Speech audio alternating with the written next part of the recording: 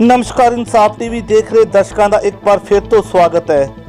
ਅੱਜ ਸਾਬਕਾ ਕੇਂਦਰੀ ਮੰਤਰੀ ਅਸ਼ਵਨੀ ਕੁਮਾਰ ਨੇ ਦੇਸ਼ਵਾਸੀਆਂ ਨੂੰ ਕੋਰੋਨਾ ਸੰਕਟ ਸੰਬੰਧੀ ਦਿੱਤਾ ਸੰਦੇਸ਼। ਉਹਨਾਂ ਚਿੰਤਾ ਪ੍ਰਗਟ ਕਰਦਿਆਂ ਕਿਹਾ ਕਿ ਕੋਰੋਨਾ ਵਾਇਰਸ ਦੇ ਖਾਤਮੇ ਲਈ ਅਜੇ ਕੋਈ ਵੀ ਦਵਾਈ ਨਹੀਂ ਬਣੀ, ਜਿਸ ਕਾਰਨ ਭਾਰਤ ਦੇਸ਼ ਵਿੱਚ 1,60,000 ਕੋਰੋਨਾ ਪੀੜਤਾਂ ਦੀ ਗਿਣਤੀ ਹੋ ਚੁੱਕੀ ਹੈ, ਜਿੱਥੇ ਉਹਨਾਂ ਕਿਹਾ ਕਿ 45,000 ਤੋਂ ਉੱਪਰ ਲੋਕ अपनी इस बीमारी नाल जान गवा चुके हैं, जिथे यह भी कहा जा सकता है कि स्थिति गंभीर है। पर सरकार वालों जिथे लॉकडाउन विच ढिल दी गई है, लोग इस बीमारी तो अनजान होकर नियमों का पालन नहीं कर रहे हैं, जो बहुत जरूरी है। सुनो पूरी खबर, जिस विच उन्होंने चिंता जाहिर करदिया लोगों को अपना संदेश दिता है। आज मैं देशवासियों के साथ पेंडेमिक की स्थिति के बारे में कुछ बात करना चाहता हूं, जैसे मैंने पिछले अपने 4 वीडियोस में की थी। हम सब आशाजनक हैं कि ये संकट की घड़ी जल्दी ही टलेगी और सभी लोग दुनिया के अपनी अपनी गतिविधियों में दोबारा से जुट जाएंगे। मगर अभी ये लड़ाई लंबी है, ये बात साफ तौर पर जाहिर है। वैक्सीन अभी बनी नहीं है, कब तक बनेगी, कब तक लोगों को मिलेगी, इसके मुताबिक कुछ पता नहीं है। इस स्थिति में सोशल डिस्टेंसिंग और किसी न किसी रूप में लॉकडाउन के अलावा कोई और चारा भी नहीं है। इस बात का ख्याल हमको ज़रूर रखना है कि लंबे समय तक लॉकडाउन से आर्थिक व्यवस्था बहुत ख़राब होगी, जिससे बेरोज़गारी इत्यादि समस्याएं बढ़ेंगी। मगर आज प्राथमिकता लोगों की जान बचाने की है। इस प्राथमिकता से हमको भागना नहीं है और इस प्राथमिकता को झुठलाने की कोई आवश्यकता भी नहीं है। आज के समाचार के मुताबिक भारत में 1,60,000 के करीब कोरोना के केस हो चुके हैं और 4,500 से ऊपर लोगों ने अपनी जान इस बीमारी के चलते गंवाई है। इसलिए स्थिति गंभीर है, इस बात से किसी का इनकार नहीं। मगर जो आज हम देख रहे हैं लॉकडाउन में जिस तरह की छूट मिली है, उससे कुछ लोगों ने सोशल डिस्टेंसिंग नॉर्म्स को एक तरफ रखकर दोबारा से मार्केटों में जाना शुरू किया है, घरों में जाना शुरू किया है। मैं समझता हूँ कि बहुत लंबे समय तक इंसान एक दूसरे से दूरी बना के नहीं रख सकते, मगर लॉकडाउन से छूट का मतलब ये नहीं है आज के दिन कि हम जो कॉशन है, जो जिम्मेवारी हमको बरतनी चाहिए, उससे हमें कोई छुटकारा मिला है।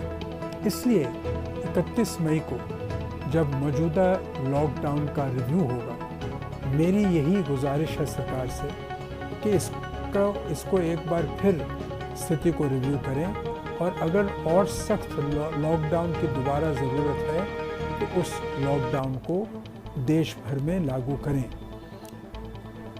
सारे दुनिया के विशेषज्ञ ये बात मानते हैं कि किसी न किसी रूप में लॉकडाउन ज़रूरी है और मुल्कों ने लॉकडाउन में राहत इसलिए दी है कि उनके मुल्कों में कोरोना के केस एक पीक पर पहुंच चुके थे। उसके बाद इस बीमारी का जो कर्व है वो फ्लैटन होने की उम्मीद थी, इसलिए उन्होंने पार्शल छूट लॉकडाउन में दी है। मगर हमारे देश की स्थिति बिल्कुल फ़र्क है। हमारे देश में अभी कोरोना की पीक होना बाकी है। ये समझा जा रहा है कि जुलाई के महीने के आखिर तक इसकी पीक होगी। इसलिए ये अति आवश्यक है कि हम लॉकडाउन को और उसके डिसिप्लिन को माने और कम से कम 2 महीने तक जितनी ज़्यादा सोशल डिस्टेंसिंग हो सकती है उसको बनाकर रखें। बहुत दर्दनाक घटनाएं सामने आ रही हैं। श्रमिकों का, माइग्रेंट्स का जो हाल देश में हो रहा है वो देखा नहीं जाता। इसलिए जहां हमें हर तरह की मदद अपने भाइयों की करनी है जो आज बहुत कठिनाई में है, वहाँ ये भी सुनिश्चित करना है कि अपने धैर्य को नहीं गंवाना। क्योंकि अगर हम अपने धैर्य को गंवा बैठेंगे तो कोरोना के साथ देश एकजुट होकर लड़ाई नहीं कर सकेगा। बहुत सी इम्तिहान की घड़ियाँ ज़िंदगी में आती हैं और उन घड़ियों को इस तरह से स्वीकार करना चाहिए जैसे उन्हीं घड़ियों में हमारे जीवन का अस्तित्व भी है और इम्तिहान भी है।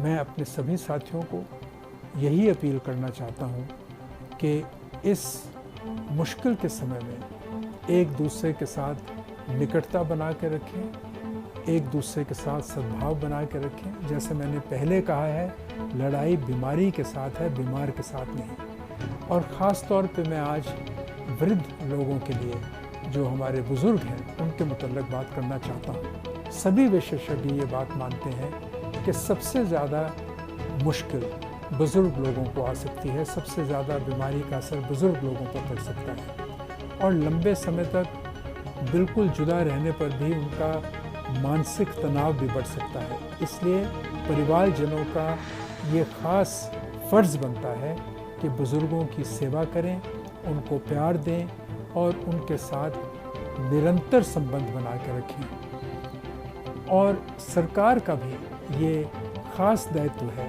कि बुज़ुर्गों के लिए जो अस्पतालों में सुविधाएं हैं, जो ओल्ड एज होम्स में सुविधाएं हैं, उनको रिव्यू किया जाए और उनकी बीमारी के इलाज के लिए आज के हालातों में ख़ास बंदोबस्त और इंतज़ाम किए जाएं। जहाँ तक सवाल है आर्थिक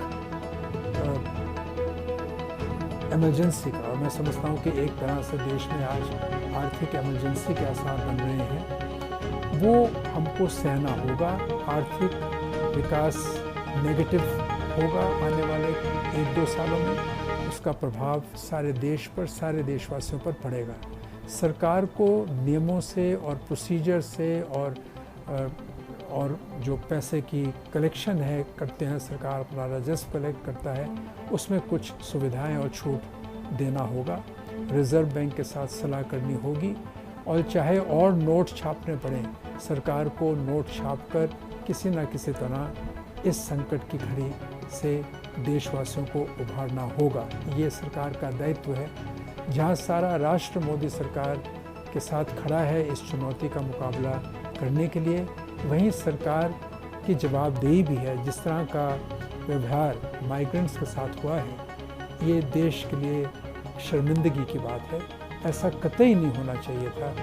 उनकी स्थिति, उनके हालात को टीवी स्क्रीनों पर देख के दिल दहलता है और पीड़ा से ग्रसित होता है। इसलिए आज सभी को मिलजुल कर सद्भावना बनाए रखते हुए, संवेदना की भावना को जागृत रखते हुए, एक दूसरे का दुख और दर्द समझते हुए इस स्थिति से उभरना होगा। आज मैं इतनी ही बात अपने देशवासियों के साथ करना चाहता हूं और ख़ास तौर पे पंजाब के मुख्यमंत्री अमरिंदर सिंह को, जिन्होंने सबसे पहले लॉकडाउन घोषित किया था, उनको ये सलाह देना चाहता हूं कि क्योंकि पंजाब में भी केसेस बढ़ रहे हैं और पंजाब में क्योंकि काफ़ी राहत दी गई है लॉकडाउन से, इन राहतों को भी रिव्यू करने की ज़रूरत है ताकि 31 मई के बाद एक सोची समझी नीति के तहत पंजाब के मुतल्लिक़ हम फैसला कर सकें। इन्हीं शब्दों के साथ आपको मेरा नमस्कार, मेरा सत श्री अकाल, मेरा सलाम, धन्यवाद।